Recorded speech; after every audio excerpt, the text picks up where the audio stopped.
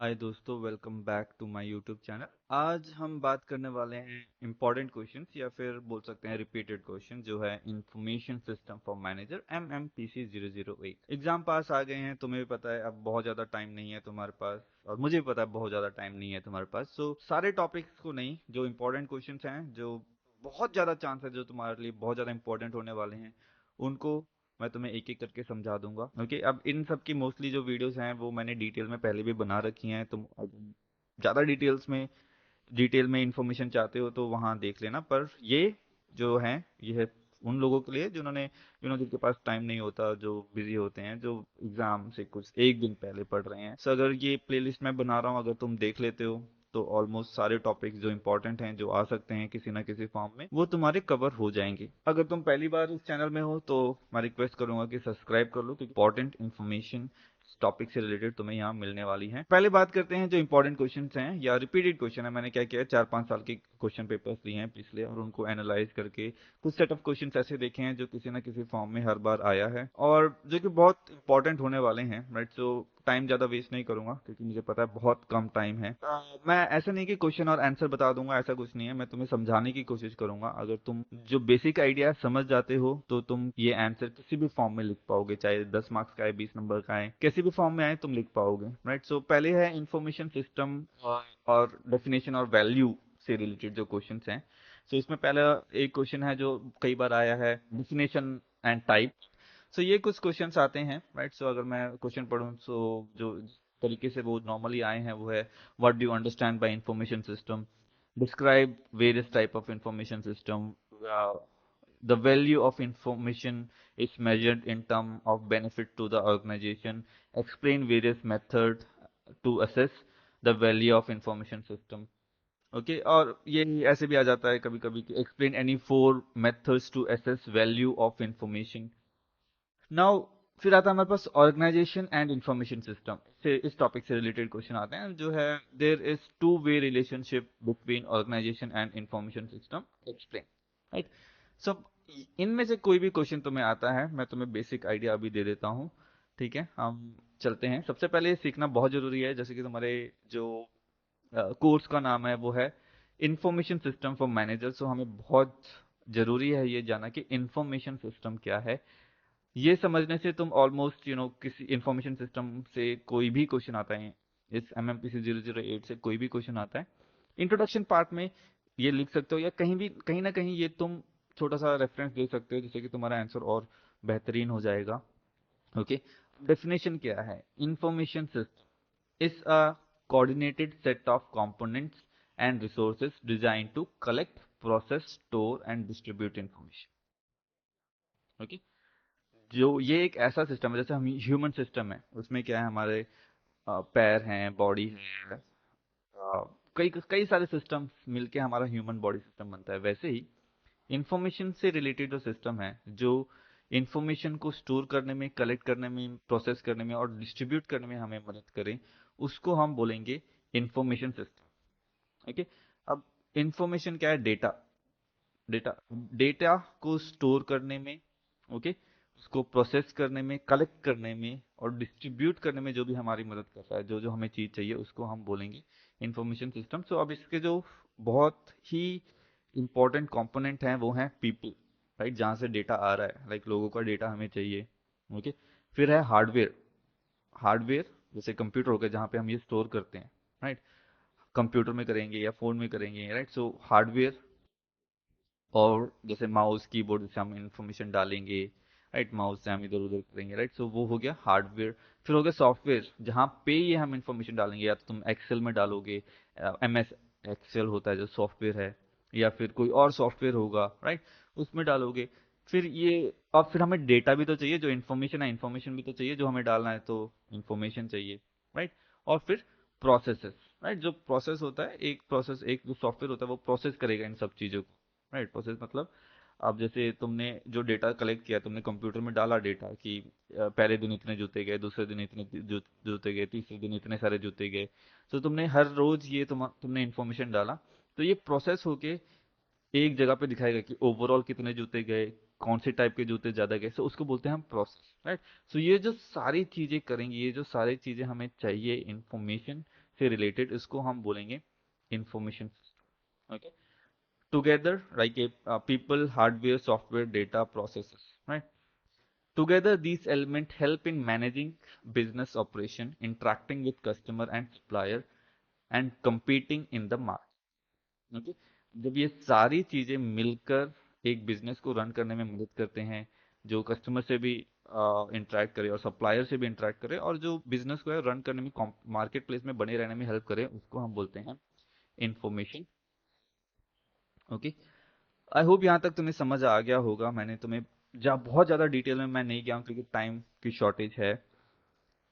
Basic idea तुम्हें मिल गया होगा। अगर नहीं मिला, अगर और तुम डिटेल में समझना चाहते हो तो मैंने इसके लिए बहुत ही डिटेल्ड एक वीडियो पहले से बना रखी है, मैं डिस्क्रिप्शन में दे दूंगा। ओके, अगर देखना चाहो तो देख सकते हो। वैसे मुझे लगता है कि थोड़ा बहुत तुम्हें आइडिया मिल गया होगा। अगर फिर भी नहीं समझ आ रहा है तो मुझे एक कमेंट में बता सकते हो, मैं और तुम्हें और डिटेल में बताने की भी कोशिश कर सकता हूँ। ओके, अब दूसरा जो सवाल हमारा आता है, नॉर्मली आता है और बहुत इंपॉर्टेंट क्वेश्चन है, इसको लाइटली मत लेना, थोड़ा थोड़ा आइडिया लेके ही जाना। जो हमारा क्वेश्चन आता है वो है type of information system. Again basic questions, मतलब 90-95% चांसेस है ये आएगा ही आएगा। या तो ऐसे आ सकता है पूरा क्या पूरा कि इंफॉर्मेशन सिस्टम क्या है बता दो, या फिर एक कोई information, what is TPS, what is MIS, ऐसे आ सकता है। ठीक है, या फिर कंपेयर करने में आ जाएगा। सो समझना पड़ेगा क्या है। ओके, सो सबसे पहले आता है transaction processing system, right? Transaction processing, कितने ट्रांजेक्शन हुए हैं वो समझने के लिए। ओके, सो जैसे एटीएम में होता है, राइट, कि कितने लोग कितने बार पैसे ले गए। ओके, कितनी ट्रांजेक्शन आज टोटल हुई है, राइट? या हमारे सामान है तो कितना सामान बिका है, उसको बोलते हैं। जो हर ट्रांजेक्शन को एक एक करके नोट करें, उसको हम बोलेंगे ट्रांजेक्शन प्रोसेसिंग। ओके,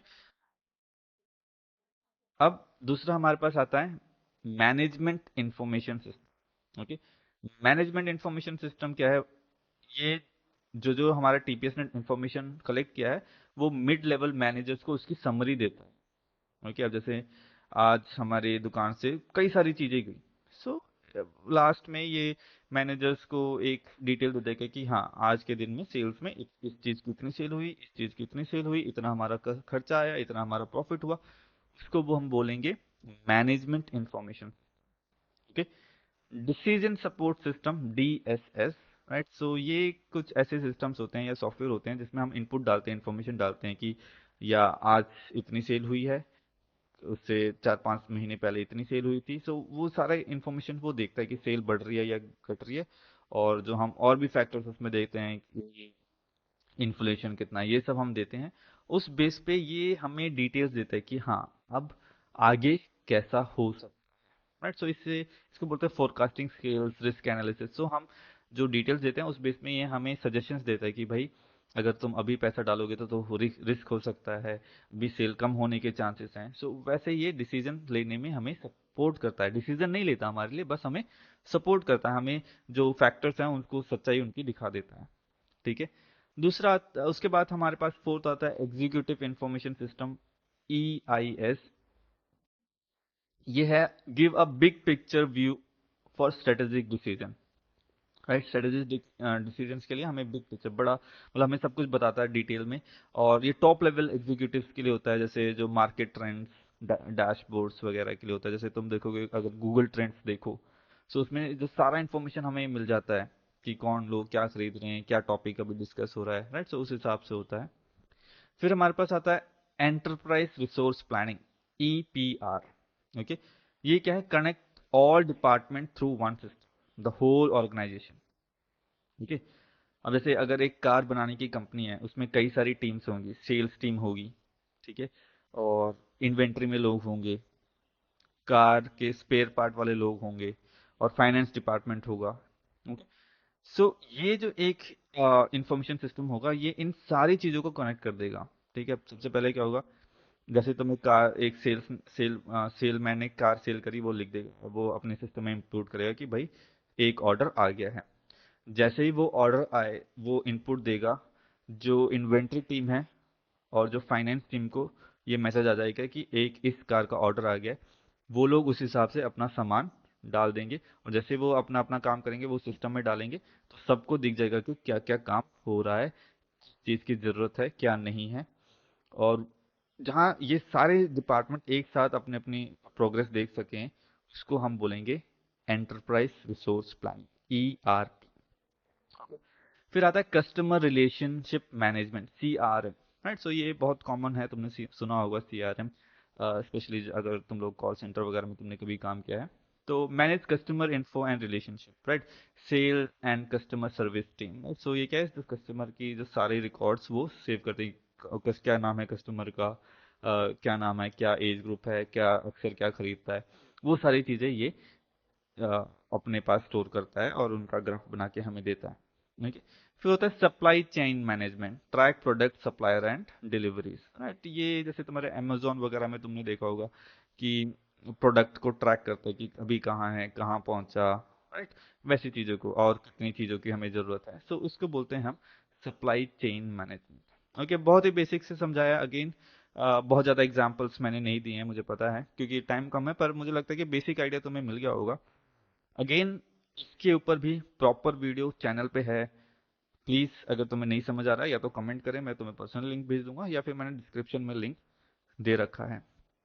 ठीक है। अब अगला जो हमारा टॉपिक है, जो आता है कि value of information system. Right, नाम से तुम्हें पता चला होगा कि हम एक इंफॉर्मेशन सिस्टम की क्या वैल्यू है, क्या कीमत है, क्या इज्जत है। Right, the value of information system is measured in terms of benefit to the organization. Explain various method to assess value of information. Okay, अब जो ये statement है कि value of information is measured in terms of benefit to the organization, और फिर वो हमसे पूछ रहा है कि किस किस तरीके से हम एक इंफॉर्मेशन सिस्टम की वैल्यू को असेस कर सकते हैं। Okay, सबसे पहले हम value of information system. The value of an information system refers to how much it contributes to achieving the organization's goal, such as improving efficiency, reducing cost, enhancing decision making gains, gaining a competitive advantage. Right, measuring these value help organization justify the cost and efforts of developing or upgrading information. Simple words में मैं तुम्हें बताने की कोशिश करता हूँ कि value, अब किसी भी चीज की हम वैल्यू कैसे पता लगाते हैं, कैसे उससे हमें कितना फायदा हो रहा है। ठीक है, अगर तुमने एक इंफॉर्मेशन सिस्टम खरीदने में 10 लाख रुपए लगाए, तुमने एक अपने हिसाब का, अपने कंपनी के हिसाब का एक इंफॉर्मेशन सिस्टम बनाया, और उसमें तुम्हें इन्वेस्टमेंट आया 10 लाख रुपए का, पर उस इंफॉर्मेशन सिस्टम ने जो काम किया, उसने जो इंफॉर्मेशन दी तुम्हें, और जो उसने समरी दी, जो डिटेल्स दिया, उसके वजह से तुम 25-30 लाख का प्रॉफिट बना रहे हो, तो उस जो वैल्यू है वो इस इंफॉर्मेशन सिस्टम की बहुत ज्यादा हुई, तो हमें उसकी बहुत, मतलब वो बहुत कीमती है हमारे लिए, वो हमने बहुत अच्छा इन्वेस्टमेंट किया है। उस बेस पे हम उस इंफॉर्मेशन सिस्टम की वैल्यू का पता लगाते हैं। कैसे कि वो हमारे ऑर्गेनाइजेशन को ग्रो होने में उसने हमें कितना मदद किया, हमने कितना इन्वेस्ट किया, और उससे कंपेरेटिवली उसने हमें कितनी, उस इंफॉर्मेशन सिस्टम ने हमारी मदद करी। ओके, सो उस इंफॉर्मेशन के सिस्टम के आने से हमें कितना फायदा हुआ, वो होता है मीनिंग, वो है meaning value of information system. अब हम वैल्यू कैसे पता लगा सकते हैं, उसके हमारे पास हैं कुछ 6 तरीके हैं, मैं बता देता हूँ। Cost benefit analysis, CBA, right, compares the total expense, compares the total expected benefit of the system with total expected cost। Okay, कुछ नहीं है, इसमें हम कंपेयर करते हैं कि हमारा कितना पैसा लगेगा और कितना उससे हमारा फायदा होगा। राइट, कि इसमें, इस इंफॉर्मेशन सिस्टम में हमें लगभग 6 लाख रुपए लगेंगे, और इसके आने के बाद हमें 10-20 लाख का प्रॉफिट होगा। ओके, इस बेस पे हम, या एक होता है, हम वैल्यू असेस करते हैं just by. Okay, helps to decide whether information system is worth investing और नॉट। इससे हम एक अनुमान लगा सकते हैं कि भाई इंफॉर्मेशन सिस्टम पे पैसा अभी लगाने से फायदा है या नहीं। Okay, like first CRM system cost 5 lakh but save 8 lakh in customer retention, it's a positive value.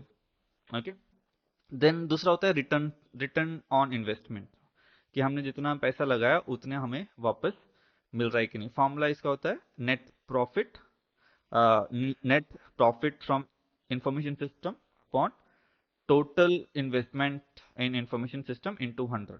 Okay, so इस फॉर्मूले से भी हम पता लगा सकते हैं कि कितनी वैल्यू है। ओके, अब दूसरा होता है information information economics approach, right. So इसमें क्या है, balance both tangible, measurable and intangible intangible non measurable benefits.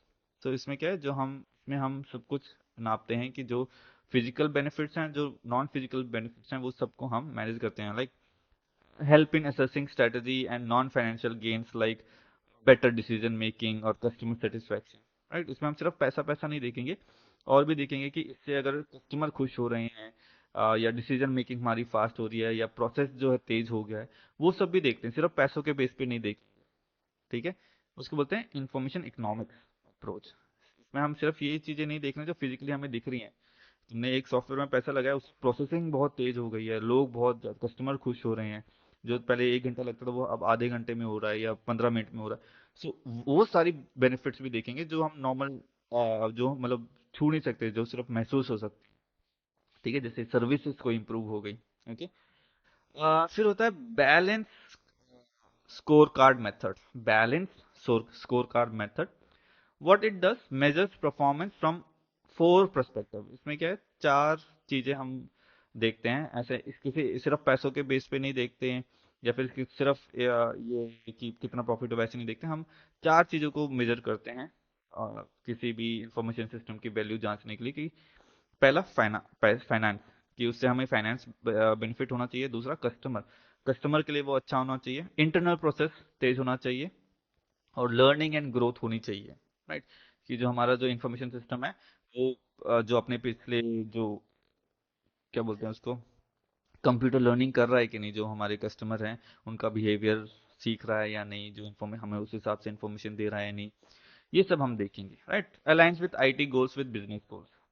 Okay. फिर होता है benchmarking. Benchmarking what it does is compare the performance of your information system with industry standards and competitors. Benchmarking is, जैसे कि हमारे जो information system है उसको हम कंपेयर करते हैं कि जो उस जो हमारी जैसे जो दूसरी कंपनी है उनके इंफॉर्मेशन सिस्टम के हिसाब से बेटर है या नहीं। Okay. Help in identifying area to improvement, इससे हम बस कंपेयर करते हैं और हमें पता चल जाता है कि हम किस एरिया में इम्प्रूव करना है। Okay. User satisfaction and feedback, फिर जो लास्ट मेथड है वो हम सिर्फ उसकी वैल्यू का पता लगाते हैं कि यूजर कितना खुश खुश है, उनके feedback, right. Measure how well the system meets users needs. Good feedback shows higher system value and acceptance, right. So ये हैं कुछ वेज इन विच हम value of a information system assess कर सकते हैं। ओके। दूसरा है organisation and information system. Okay, अब इसमें जो क्वेश्चन आया है वो है, there is two way relationship between organisation and information system, कि ऑर्गेनाइजेशन और सिस्टम के बीच में क्या रिलेशनशिप है। ये क्वेश्चन कॉमन है, आ सकता है, तो ये सुन लो कि ऑर्गेनाइजेशन और इंफॉर्मेशन सिस्टम के बीच में टू वे रिलेशनशिप है। ठीक है, इंफॉर्मेशन सिस्टम और ऑर्गेनाइजेशन के बीच टू वे रिलेशनशिप है, उसका क्या मतलब है। The statement means organization system influence information system, जो अपना ऑर्गेनाइजेशन है वो इंफॉर्मेशन सिस्टम को इन्फ्लुएंस करता है, और हमारा जो इंफॉर्मेशन सिस्टम है वो ऑर्गेनाइजेशन को भी इन्फ्लुएंस करता है। ओके। कैसे करता है, कि जो ऑर्गेनाइजेशन है वो अपने हिसाब से एक सिस्टम बनाएगी, राइट। जो जिस जैसा काम वो अपने इंफॉर्मेशन सिस्टम से चाहती है उस हिसाब से वो एक इंफॉर्मेशन सिस्टम बनवाएगी। ओके। और फिर जो इंफॉर्मेशन सिस्टम है वो भी हमारे कंपनी की मदद करेगा, कैसे, जो जो डेटा आया, जो इंफॉर्मेशन आया, वो कंपनी को वो वेल स्ट्रक्चर्ड, प्रोग्राम्ड और पिक्चर और ग्राफ के फॉर्म में देगा, जिसकी वजह से जो ऑर्गेनाइजेशन है वो इन इस इंफॉर्मेशन को यूज करके डिसीजन लेगी और प्रॉफिट बनाएगी। ओके। सो क्या है, दोनों तरफ से ये कनेक्टेड है, सिर्फ वन वे प्रोसेस नहीं, वन वे रिलेशनशिप नहीं है कि सिर्फ इंफॉर्मेशन सिस्टम ही ऑर्गेनाइजेशन को ग्रो करने में रिलेट ऑर्गेनाइजेशन को ग्रो करने में हेल्प कर रहा है, बट जो ऑर्गेनाइजेशन है वो भी अपने इंफॉर्मेशन सिस्टम को डेवलप होने में हेल्प कर रही है। ओके। अब how organization effect information system, organization कैसे इंफॉर्मेशन सिस्टम को इफेक्ट करता है? फर्स्ट है business goals and strategies. Organization design information system to support their goals, cost reduction, growth, customer satisfaction. Okay. दूसरा है structure and culture. The size and culture of the size, structure and culture of organization decide how information system are designed and used. Processed and workflow. Business operation influence what kind of systems are needed. Okay. जैसे कि मैंने बोला sir, overall बात यही है कि organisation decide करती है कि कैसा इंफॉर्मेशन सिस्टम हमें चाहिए, जो कंपनी के कल्चर है, स्ट्रक्चर है, उस हिसाब से वो बनाते। ओके। Management style. अब centralise and decentralise decision making affects how information is shared through the system. Okay. अब सेंट्रलाइज सिस्टम में क्या होगा कि टॉप लेवल से लेके जो सबसे नीचे बंदा काम कर रहा है वो भी इस इंफॉर्मेशन सिस्टम को एक्सेस कर पाएगा, और या फिर डिसेंट्रलाइज्ड होगा, जो एक एक डिपार्टमेंट है उन हिसाब से जो इंफॉर्मेशन है जिस जिसको चाहिए उतना उतना इंफॉर्मेशन वो एक्सेस कर पाए। राइट। सो ये सारे डिसीजन क्या ऑर्गेनाइजेशन देती है, लेती है, और इन डिसीजंस के बेस पे जो है एक प्रॉपर इंफॉर्मेशन सिस्टम उस कंपनी का बनता है। ओके। और फिर how information system affect organization. Right. हमारे इंफॉर्मेशन सिस्टम में वो ऑर्गेनाइजेशन को कैसे इफेक्ट करता है, वो है इंप्रूविंग डिसीजन मेकिंग। ओके। क्योंकि real time access to the data help manager to make better decision and faster decision. फिर क्या है इंक्रीज एफिशिएंसी। ओके। अब जब बेटर डिसीजन बनेंगे तो क्या एफिशिएंसी तो बढ़ेगी। जो जो चीज पहले हमें पेन ऑन पेपर से डिसाइड करना पड़ता था, वो एक आधा घंटा लग रहा है, अब वो 15 मिनट में हो रहा है। जो चीजें वो फास्ट होंगी। Right. Automatic routine, reduction in human errors. Right. So वो सब होगा। फिर ऑर्गेनाइजेशनल चेंज। राइट। जब हमें, अब जैसे तुम्हारी दुकान थी, तुमने खोली, जूते और सैंडल तुम लेके आए, तुमने देखा बिग, तुमने जो तुम्हारा इंफॉर्मेशन सिस्टम है उसने जो डेटा कलेक्ट किया और उससे तुम्हें बताया कि बिक तो सिर्फ जूते ही रहे हैं, तो क्या है, तुम अपने चेंजेस लाओगे ना, अपने चेंजेस लाओगे कि अब जूतों की जगह तुम सैंडल्स की जगह सिर्फ जूते ही लाओगे। फिर हमारा आता है कॉम्पिटिटिव एडवांटेज।